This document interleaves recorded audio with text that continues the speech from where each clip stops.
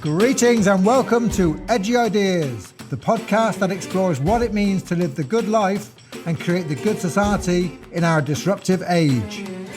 My name is Simon Western, and I will be talking to invited guests about diverse topics, exploring social conscious and unconscious dynamics and desires.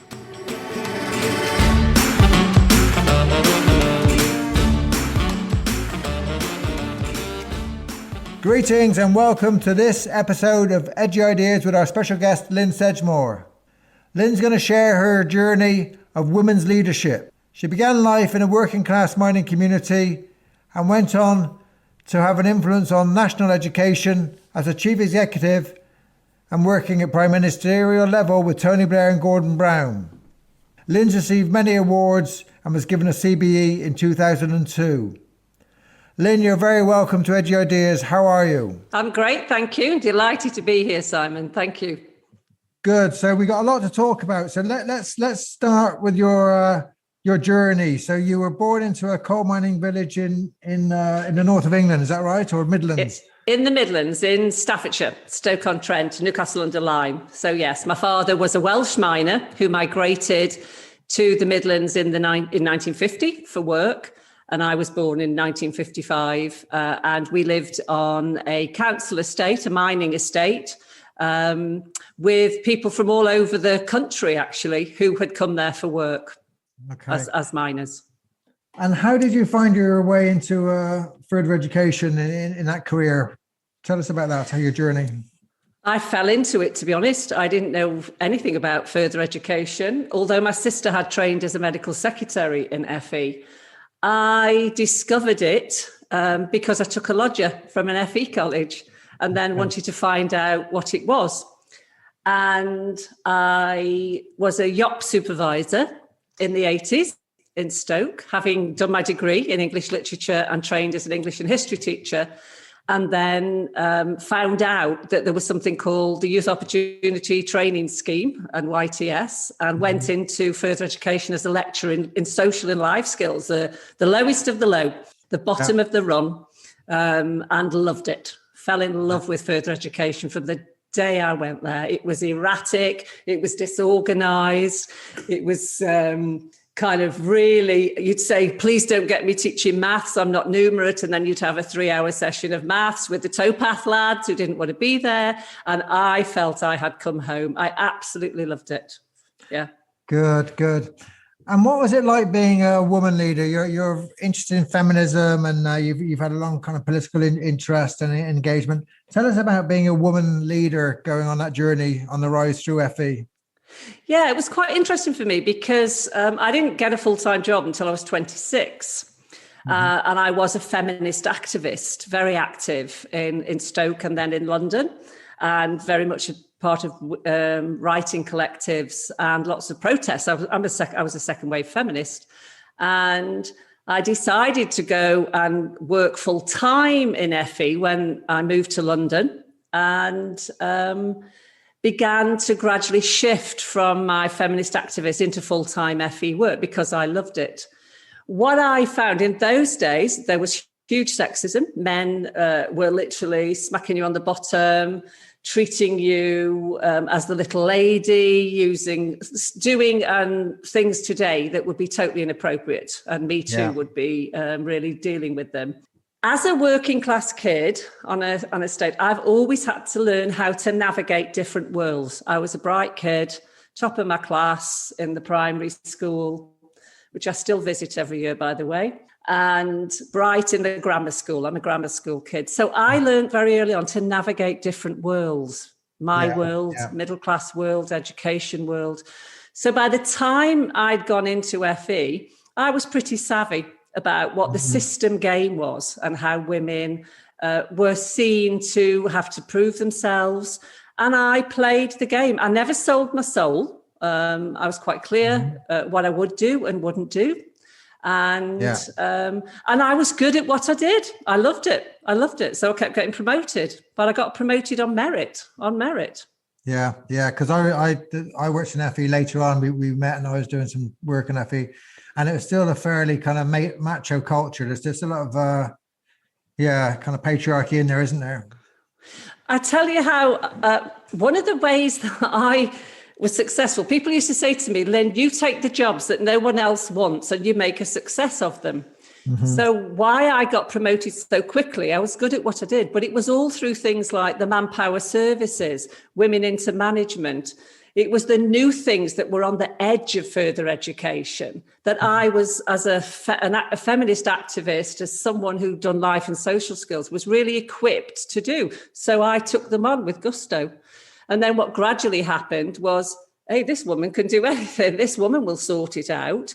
And then I eventually, it wasn't until I was 30 that I got a permanent contract in a senior, more traditional role in FE. There's a whole group of us in the early 80s who came into FE through the unemployment route, the YTS route, on the fringes of FE, who then had so many skills that was wanted that we became senior mainstream leaders. So that was my route, and you'll find lots of women who came in through that route at that time.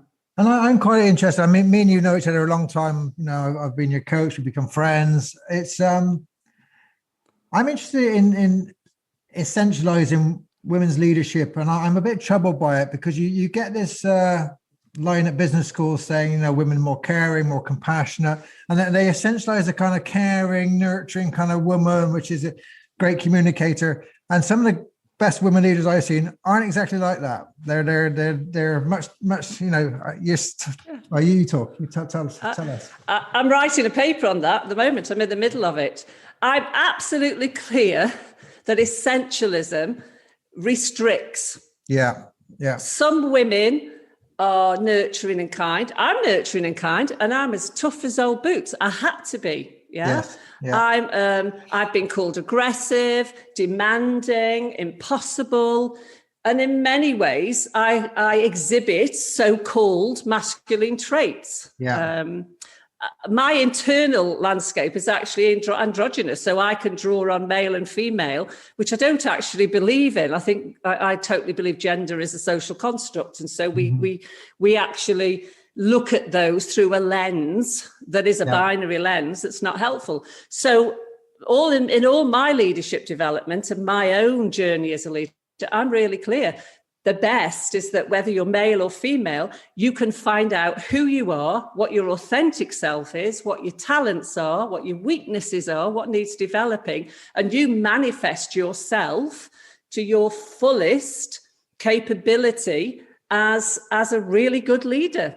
Yeah. And it can be any shape or form. So I am totally in that space. Yeah, I mean, that's my experience. And I think these limits put on men and women, like either to be aggressive or to be caring or whatever, are really destructive. And we all have different aspects, and we're all kind of bring our different experiences, and it's kind of being your best and bringing out your own unique potential is important. Yes, and I'm totally with that. And why I think feminist leadership is important, and I've developed my own leadership program that has feminism running and integrated all the way through, is what feminism does that's different than just masculine and female qualities. And there's a value in those. There's a value in us expanding our repertoire. I'm not dismissing them. It doesn't go far enough for me.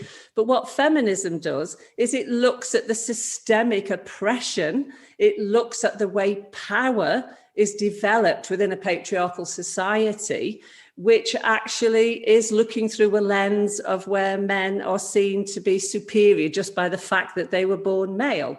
So I'm also interested in the deconstruction and the looking at the way leaders can actually look at a more systematic organizational and national and wherever sphere they work in, way in which you can have organizations and communities that are not oppressing people and really look at what is this power we have? What shape and form does it take? And how can it genuinely be shared? And it goes beyond just talking about distributed leadership. Yeah. Yeah, no, that's very interesting. And separating that kind of systemic influence and power influences, which are like institutional racism, institutional sexism, really important, as opposed to kind of putting people in little boxes and saying men are like this and women like that. It's a different ball game, isn't it? Yeah. One of the hardest things I did as the chief exec of the Centre of Excellence was say publicly, yes, every college is institutionally racist. The sector went bananas, mostly, not obviously not people of colour.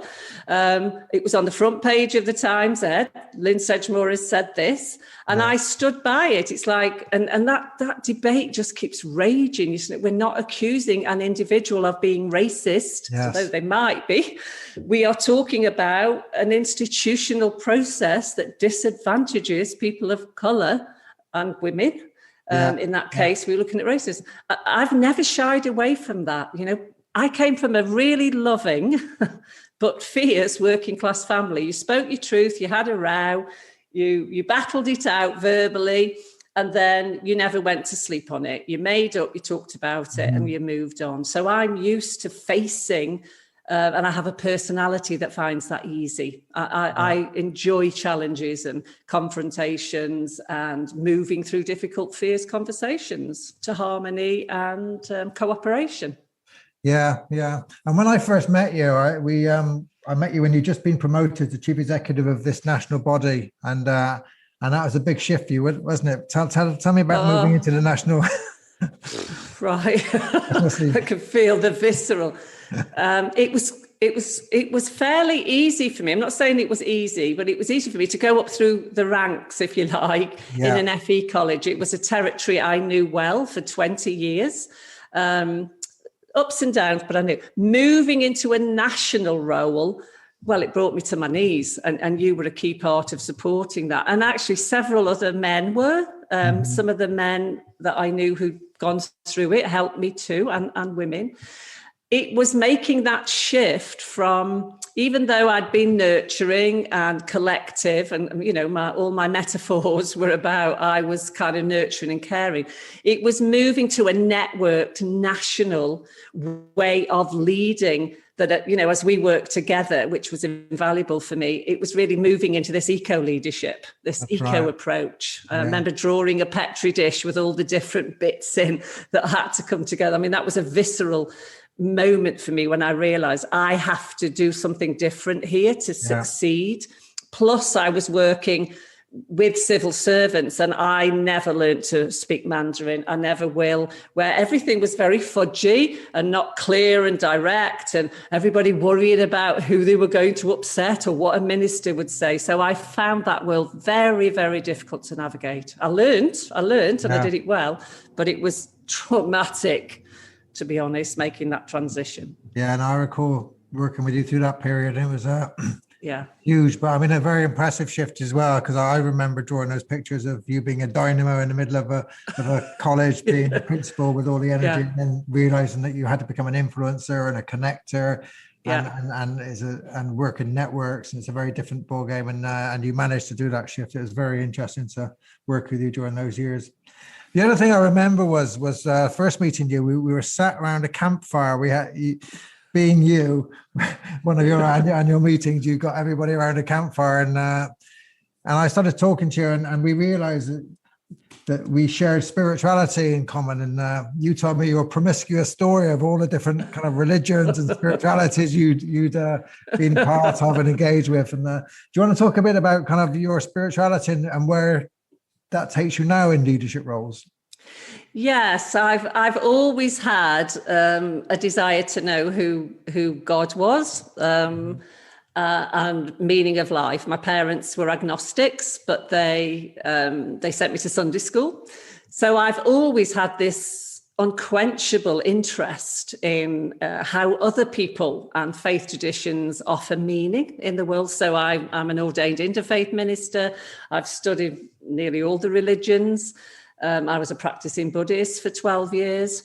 And now I'm exploring goddess spirituality and feminist versions of spirituality. And as always, I'm enjoying it thoroughly. I am a sort of theologian in a way, because I've read so much, but I've never wanted to do it full time. It's my service has always been education, because education helps me to move out of my working class situation. I'm very proud of being working class. But at the same time, I didn't want the lives of the people I saw around me. I wanted something different. So spirituality, religion, but particularly spirituality has always nurtured me. I'm a mystic. I feel a strong connection with something bigger than myself, which is beyond gender for me in many ways. Yeah. The reason I'm working with goddess spirituality is because I think in a patriarchal society, actually having an acceptance and an experimentation with the divine as female is a disruptive act. Yes, yeah. That's why I'm doing it. And I'm loving it because there is something absolutely beautiful and glorious in the celebration and the liberation of women experiencing themselves as fully sacred and images of women in sacredness. So it's great. I love it. That's interesting. You make the connection between the feminism and the goddess, because a lot of the goddess, I think a lot of people project onto that goddess movement. I don't know if it's true or not. It is the Mother Earthy kind of a withdrawal from the political, let's say.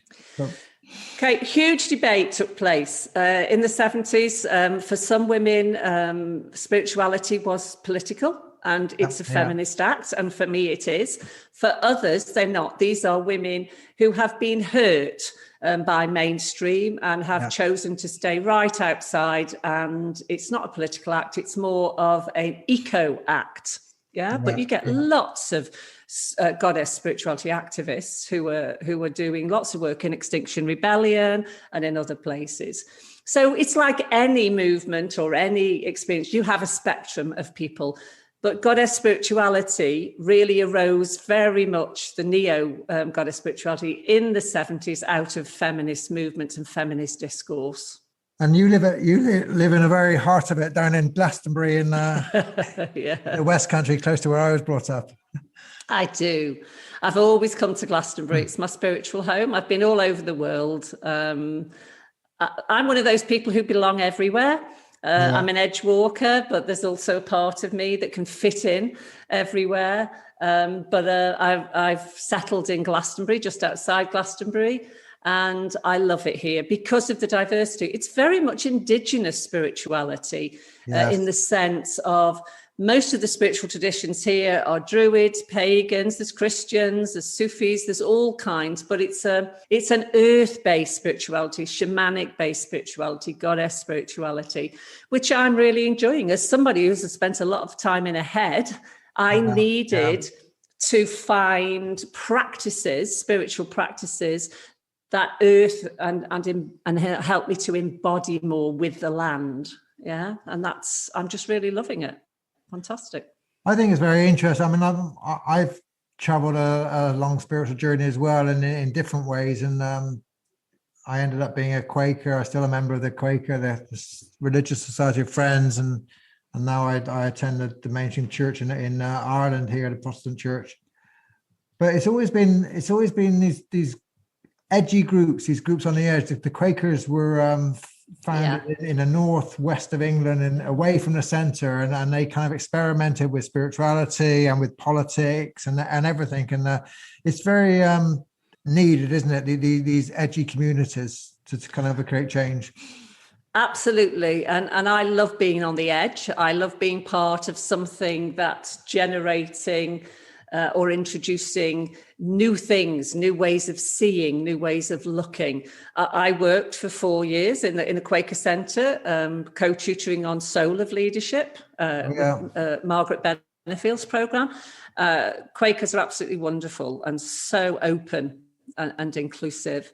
So yes, I've in leadership. My doctorate is on how I fostered. It's a professional doctorate. How I fostered and supported spirituality in further education, and several books have been written on my work because I wouldn't want to force a spiritual perspective on anyone, but I am very, very committed to co-creating communities in which people's wholeness can arise and be expressed, and they can bring their whole selves into the community or to the workplace. And for me, spirituality was part of that. But when I was a chief exec, it didn't have to be for you. You could bring whatever part of you wanted to bring in. I have now, my book should be out in this autumn. I have developed the Goddess Luminary Wheel, which I think is a really edgy leadership development program that takes all my experience and wisdom over 36 years in FE and working in different organizations and studying leadership since I can remember, and using that through a spiritual, sacred feminine goddess lens. I've had 80 people so far come on the face-to-face programs or the online programs, and people are loving it. People who are drawn to it are loving them. We look at power, authenticity. It's a really fulsome leadership program. And is that women-only programs, or do you have you have men as well?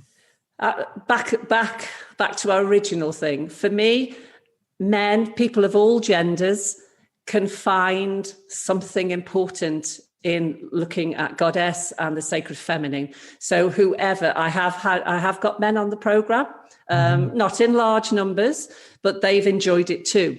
So anyone who is drawn to explore in themselves their sacred feminine or goddess as a divine portal, if you like, then welcome. And people of all genders as well. It's made me think a lot. I've been talking to quite a lot of young men recently, and they're really struggling with masculinity, and some get very hurt, and they turn to become kind of misogynistic groups. They feel they can't find their voice, and I'm wondering what kind of movements there are in parallel for men who they don't fit into the patriarchy and they're tired of kind of what's going on, but they're I don't know. A lot of young men seem lost to me. I think that's right. I don't particularly work with men, but there is a group in Glastonbury and all over the country called Journeymen. Journeymen. Yeah. And that's men working with young men for exactly the reason that you're saying. And they do some fantastic work. So in that sense, I think it's really important that men and women can support them, help young lads. So older men in the, I offer my leadership programs to young women at a third of the cost that it would be. So it's that, how do we give back and support and enable? And I think there's an important role for men. And I've just run for a charity, a session on feminist leadership, and 30% were men. So we talked about men being feminists. We talked about what men can do. So I think the debate has traveled a long way from the second wave, when it was we women had to do it for ourselves.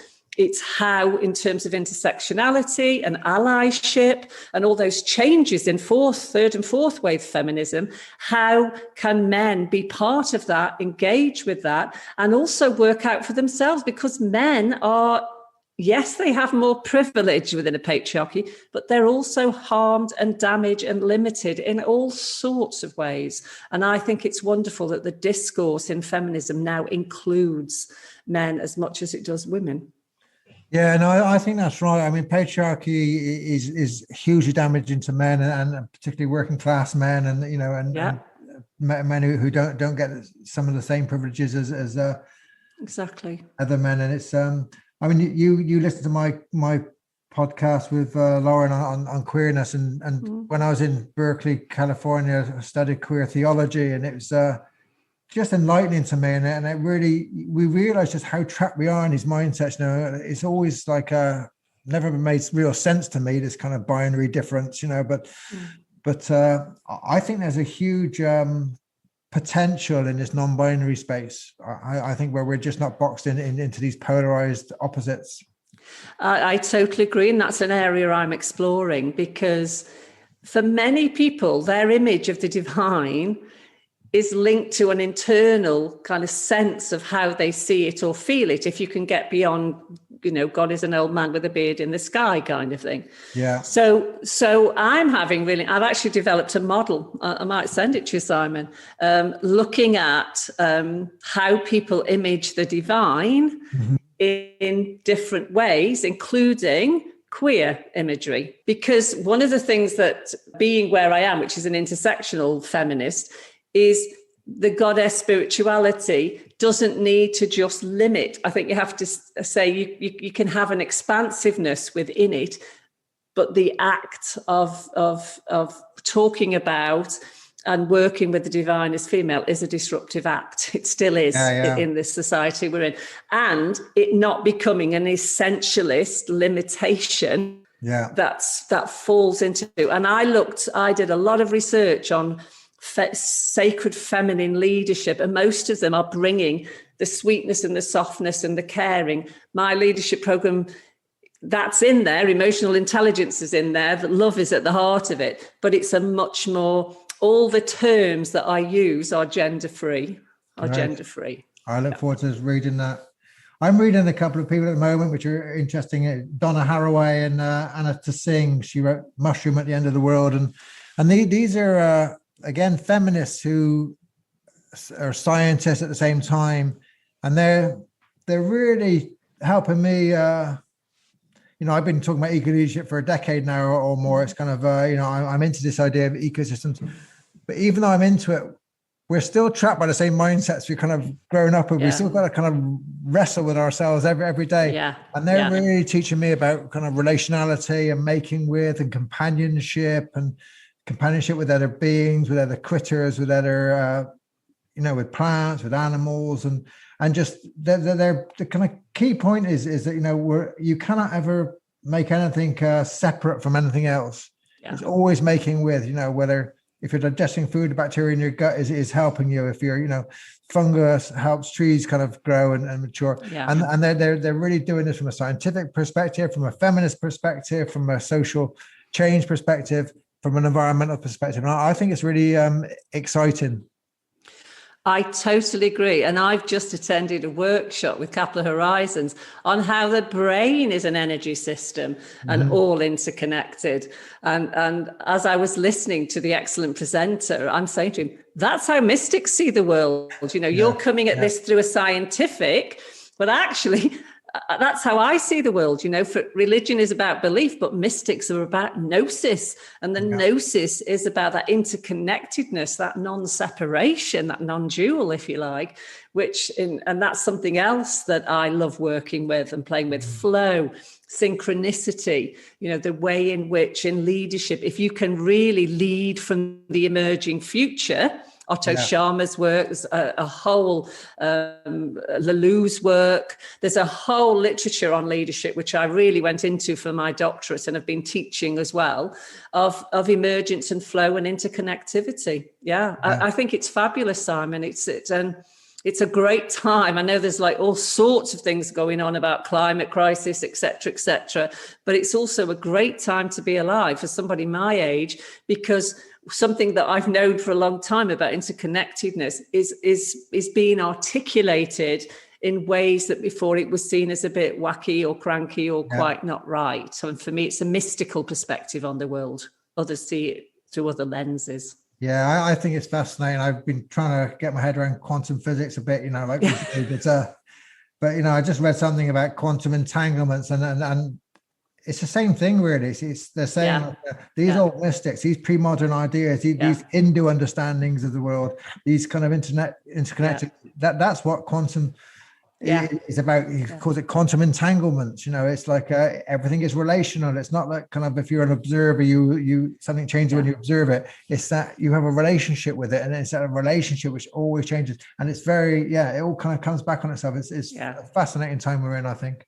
Fascinating. In 1992, I think it was, IBM invited me to a conference because I was doing some work with IBM, and the Dalai Lama was there and Paul Davis was there. And what they did, this is 1992, was they had spiritual speakers. Dalai Lama was the one I remember most, and scientists talking about time and talking about biology and talking about different things. And it was saying that then it had such a profound effect on me. It's and I think that was right on the edges of discourse, because there was a time when IBM were doing awesome things. They were using the I Ching in there. And now this is becoming much more mainstream discourse, the re-enchantment of the world and all of those things. And I'm in my elements with it. It's like linking it to leadership, and the Goddess Luminary Wheel approach is my way of linking all of that together in my expression of how to support people who want to travel that journey with me. Yeah. Well, it's fabulous to see you flourishing and sharing your knowledge and your wisdom. Lynne, I ask all guests at the end of these sessions 2 questions about what they can help us with to think about how we live a good life and how to create the good society. And I just wonder what your thoughts are. Well, I love the term right livelihood. The Buddhists, I discovered that in the 80s and realized that further education for me was right livelihood. There were other people saying, I hate my job, I don't want to do this. And I'm like, oh, I never heard of that. Oh, I love ethics. Oh, I think that is right livelihood. It's like, oh, I feel so blessed. So my advice would be follow your heart and your passion, what really makes your soul sing, if you can. And I know it's tougher these days. That you're actually doing love in action, I would call it. It's your version of right livelihood. And I think most of us want to be good, whatever that means to us. But, you think about how do you want to offer something and be of service in the world. And I think in a bigger sense, for me, it's what is that service that adds something more to the world, that actually makes it a better place. Now, for me, it was FE, further education, transforming young people and adults' lives. Now I'm an elder. I'm supporting young women. I'm supporting people who couldn't afford to do leadership development, who want to, by offering it at really, really low cost, and offering the wisdom that I have to enable others to access it. Then they go on to make a difference in the world. So I think I'm as much kind of supporting the younger activists and people who will change the world in their way, because I've been out there on the front line. I've been there in the spotlight. Don't want that anymore. I want to be, if you like, power with, power for, power through, and supporting other people to make the world and society a good place. Because I think we all want it deep down. I think it's only people who are wounded that don't, and they can't. Yeah. That's brilliant. Lynne Sedgmore, thank you very much for being a guest on Edgy Ideas. I'm sure the audience will love this. Keep shining. Well, thanks, Simon, and keep up the good work. I think it's fantastic what you're doing. It's wonderful. And thanks for everything you've done in my life too. Take care. Bye, everyone. Bye. Thank you for listening to Edgy Ideas. If you enjoyed our podcast and would like further information about our coach and leadership training, or would like to join our advanced community of practice where we discuss edgy ideas and much, much more, please contact me, Simon@analyticnetwork.com.